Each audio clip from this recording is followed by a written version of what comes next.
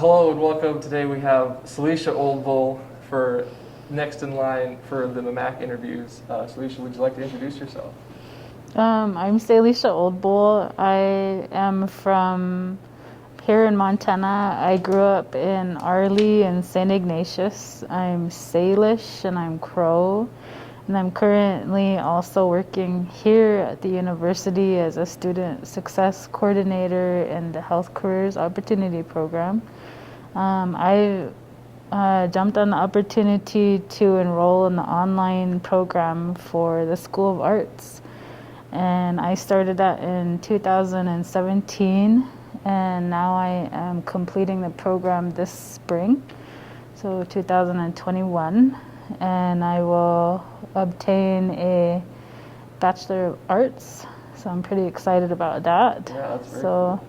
I'm almost done being a student. All right, yeah, so what is your role here at MMAC, and how does that work with your degree? I was given the opportunity to observe how it works in a museum, how a exhibit is put together. So I'm serving as a curatorial intern, and Raphael Chacon allowed me to be a part of the discussions with between him and the collectors and the installation person, Jason Clark. So I was able to see from beginning to end how it works when you put an entire exhibit together. So I've been observing and helping and doing whatever I can as a student since September of 2020.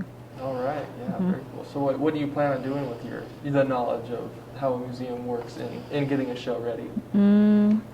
I enjoyed watching the personal aspect of it.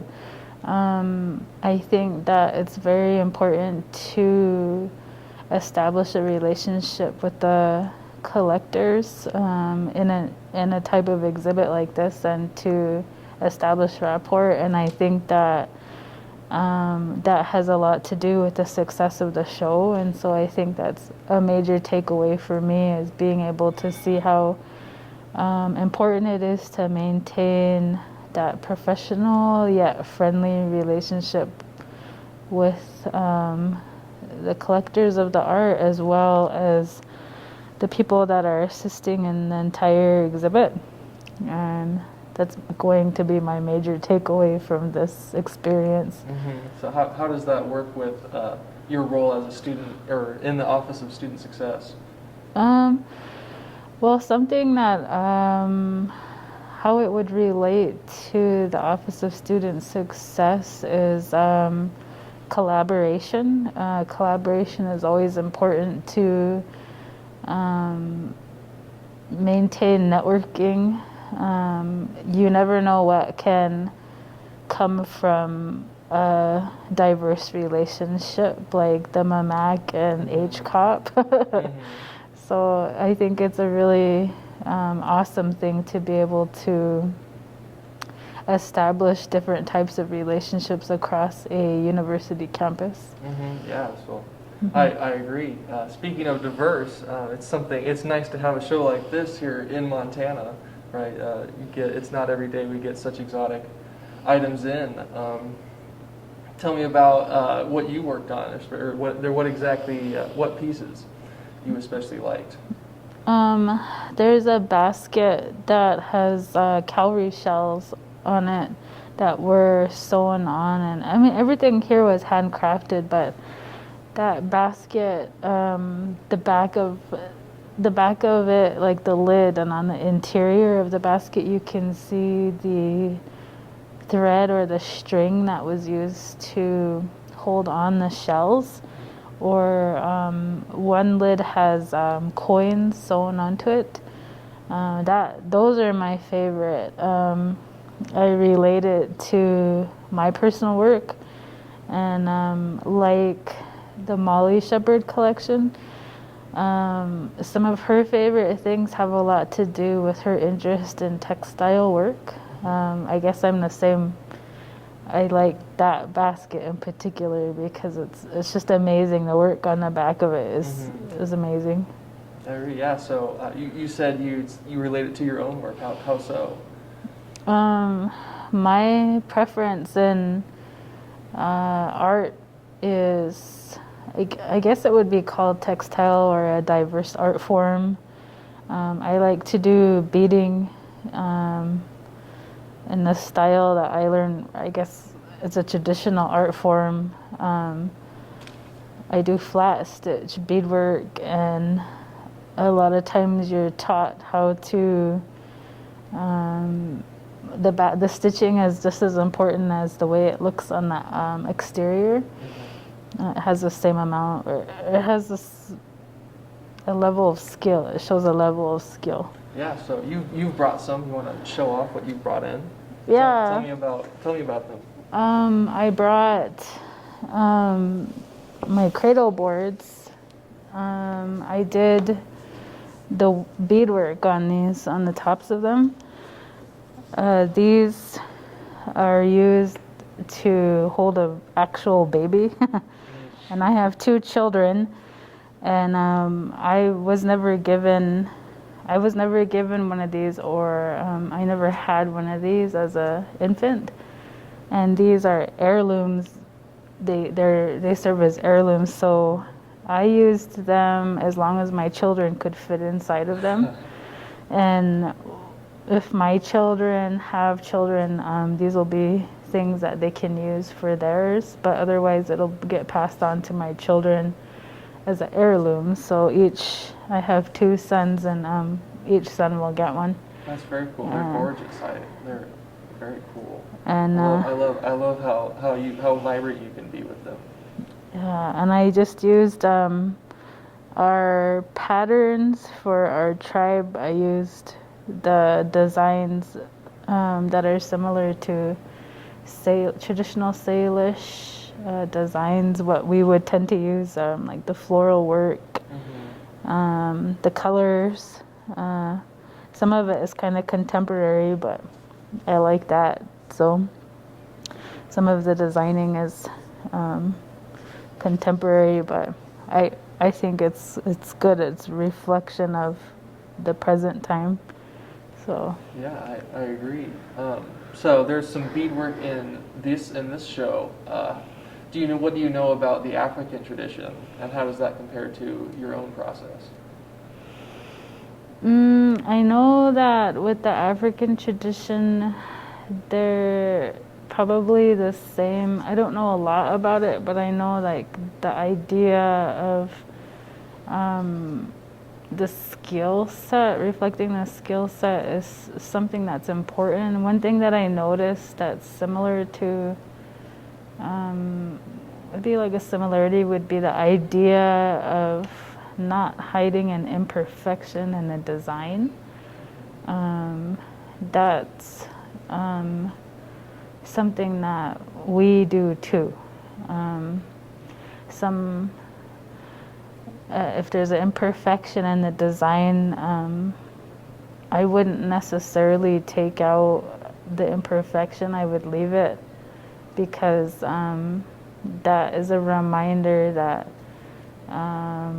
Creator telling us that there's no such thing as perfect or perfectionism. Like nothing can be perfect, and so I think those things are important. It's a part of our values. And so when I look at the African beadwork, I think the level of adornment. Another similarity that I see is the level of adornment has something to do with the level of wealth or prestige that goes along with that. And I think sometimes in my cultural background, that can be a similar thing. Like your level of time, amount of time that you put into something and adorn something very intricately, it's sort of like your time and effort is reflected in your materialistic look. And so how they use their decorations to show that in their way, we do the same thing. very cool. So Yeah. would you say it's less about the materials and more about the time and effort and the sentiment behind it? I think so. And something I noticed with their beadwork, and I guess I could probably find a lot more similarities, but they also depict things that reflect some of their oral history or some of their belief in their deities and their gods. We don't necessarily have deities and gods like in the Salish culture. We have more of I don't know how to call it something without making it sound insignificant, but like a character or a person in the sense of like how they would play a role in teaching us something in life. And so sometimes people will bead those things or include it in the design that they're doing, and it always serves as a reminder of like an oral history. And I think that their work is the same. They reflect deities or gods that would remind them like these are values that you should or shouldn't do, or this is a reminder of how you should live or hold yourself as a person. Do you have any of those in your work? Any kind of special patterns? Not in these ones. These ones, I really admire our floral patterns. That part of our I don't know, there's a huge history behind it, but this part of our history, I really admire the ability to create a certain type of flower or depict an image in almost a geometric sense. And then the colors and the skill. And I think that I always wanted to complete something like that. Yeah, I know. I guess I know the feeling of you have a big project, and once you're done, it's finished, right? You know. Yeah. So I want to go back to your role in this show. You talk about building relationships with the collectors. Can you tell me a little bit about the collectors? What are they like? I know that Tony Hoyt, I didn't have a chance to meet him, but I know that he resides in the same area that I do. And he was there for a very long time.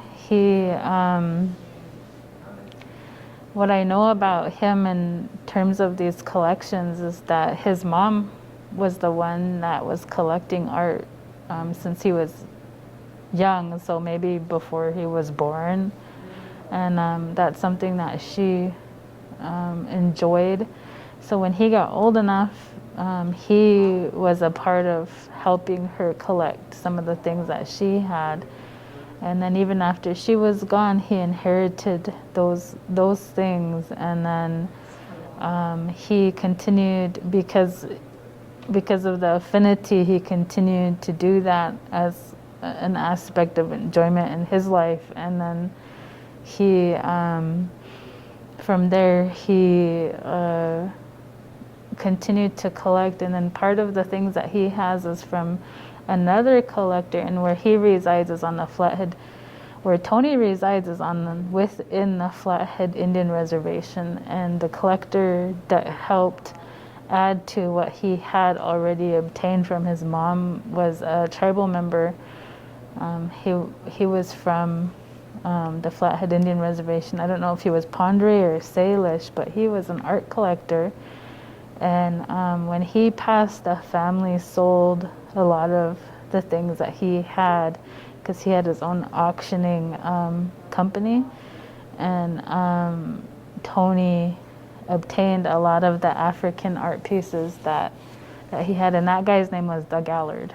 And so the Allard family was the one that helped Tony to add to his collection. Yeah, it's pretty impressive. They sure helped, I'm sure, a good bit.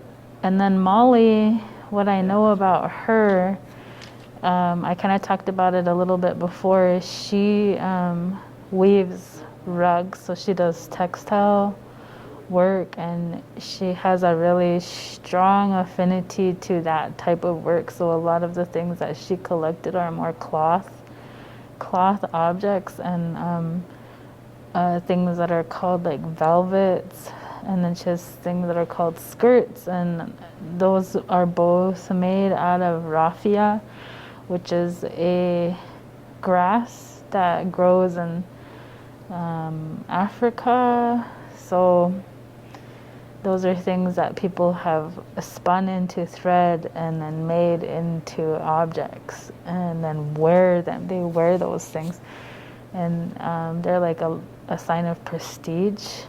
Both types of items. One's like a weaving, and one's like a I don't know. It's called a velvet. It's like I don't know, like a embroidery. I don't know how to describe it. Otherwise, it looks like a rug, but it's fuzzy, and then there's a lot of other type of things that she has. I feel like they're the same type of things that she likes, like handcrafted things, like that are more functional.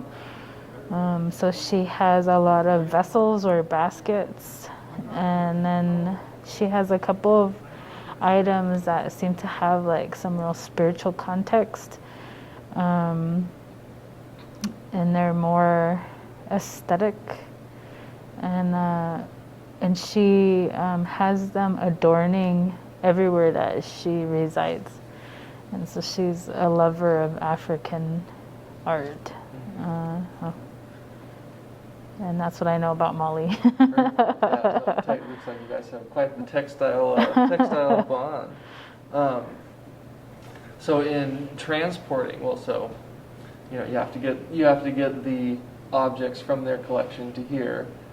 Did you have a hand in that at all? Did you learn about packaging items and getting them here, or was there anything you ran into you weren't expecting? Yeah, I felt pretty honored actually, because I think because of my own cultural beliefs, I had a little bit of a fear of some of these objects. I don't know, I'm kind of superstitious myself, and so I was a little bit apprehensive, but I just wanted to be a part of the experience. So I set that aside, and I was able to help Jason Clark. He seemed like a pro. They boxed up the items, but they used a lot of plastic wrap and a lot to pad during transport. And it was interesting. We had to do it in more than one day and more than one trip, and it was interesting to watch. While we were doing that, Raphael was doing the contract work, and so I got to see how that's done for each piece. And I don't think I really realized like it was like that. I don't know. I don't know what I thought. I thought maybe they brought. I don't know. I guess in my imagination, I thought maybe there was going to be like a moving truck. Yeah, it was nothing like that. It was pretty a one-on-one experience, and I think it was pretty special. I didn't realize it could be like a closer working relationship like that. I thought it would be like more informal, but it was nice, because I could see now that she's somebody who will. Or who has been and always will be somebody that Raphael can rely on in terms of a collector. Yeah, that's it's kind of interesting to see MMAC. MMAC's relatively small, relatively regional, right? And so getting objects like these, which are only up by the flathead, right, is really cool. But I think that also says something about just the size, right? You're one of a few working around here. How do you think that translates to the regular or to the community, and maybe compared to how a national museum would be? Something that I was really impressed by in all of this, and like the comparison is I had overheard that a goal for the MMAC was to be able to have our virtual accessibility, and I don't think I really realized the importance of that, to be able to have that for people who, I think it's going to be a part of a normal thing that museums will begin to do more often. I got to see a different museum. Well, I've been to a couple just here now, just because I love art, but they don't have that option at all. It's not even I don't know what the barrier is. Maybe it's an overwhelming task.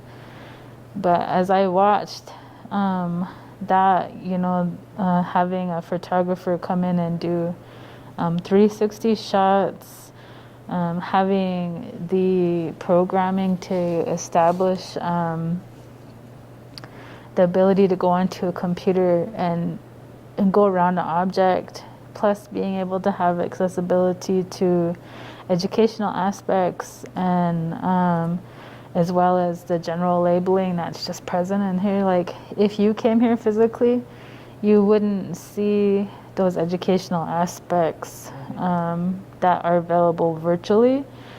And so you get pros and cons. Like, from physically coming here, you don't see those things, but you get to be in the aura of the work. But then when you're looking at it from the computer, you get all that extra information that you wouldn't get just coming here, but you don't get the aura. So Yeah. It's like the pro and con, and I think that the MMAC is right up there with some of the prestigious museums in the country, being able to provide that access. And I think that in that way, it's opening opportunities for people who, it makes me think about physical inability to come here.